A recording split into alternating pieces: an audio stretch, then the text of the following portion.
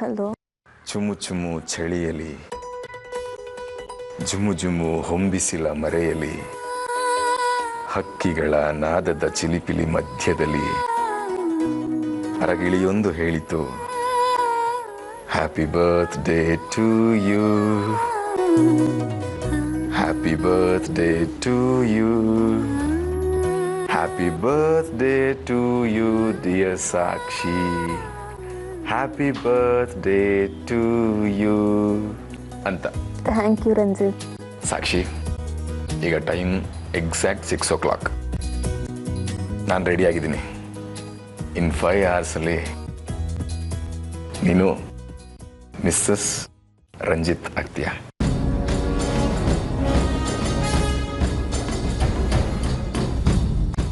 ಹನ್ನೊಂದು ಗಂಟೆವರೆಗೂ ನಿಮ್ಮ ಮನೆಯವ್ರ ಜೊತೆ ಖುಷಿಯಾಗಿ ಬರ್ಡೇ ಸೆಲೆಬ್ರೇಟ್ ಮಾಡ್ಕೊ. ಗಂಟೆ 11 ಹೊಡಿತಾ ಇದ್ದ ಹಾಗೆ ನಿಮ್ಮ ಮನೆಯವ್ರಿಗೆಲ್ಲ ಟಾಟಾ ಮಾಡಿ ಬಂದ್ಬಿಡು. ನಾನು ನಿನಗೋಸ್ಕರ ಕಾಯ್ತಾ ಇರ್ತೀನಿ ಸಾಕ್ಷಿ. ಸರಿ. ಓಕೆ. ಸಾಕ್ಷಿ, ಒನ್ಸ್ ಅಗೇನ್ ಹ್ಯಾಪಿ ಬರ್ತ್ಡೇ. ಬಾಯ್.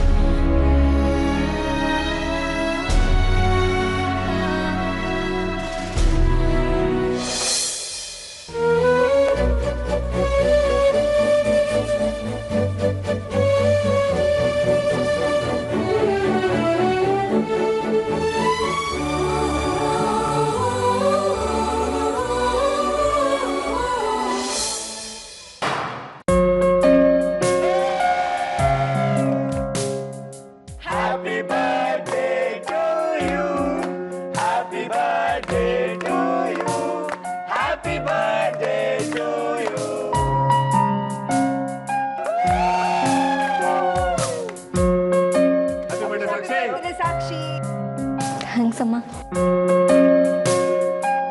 Happy birthday dear sister. Thanks. ಇಷ್ಟು ವರ್ಷ ನಾನು ಆದಿತ್ಯ ನಿನ್ನ ಬರ್ಡೇ ಸೆಲೆಬ್ರೇಟ್ ಮಾಡೋಕ್ಕೆ, ಆದರೆ ಈ ವರ್ಷ ನಾವೆಲ್ಲರೂ ಒಟ್ಟಿಗೆ ಇದ್ವಿ, ಅದೇ ಸಂತೋಷ. ನೀನು 100 ವರ್ಷ ಸುಖವಾಗಿ ಬಾಳು.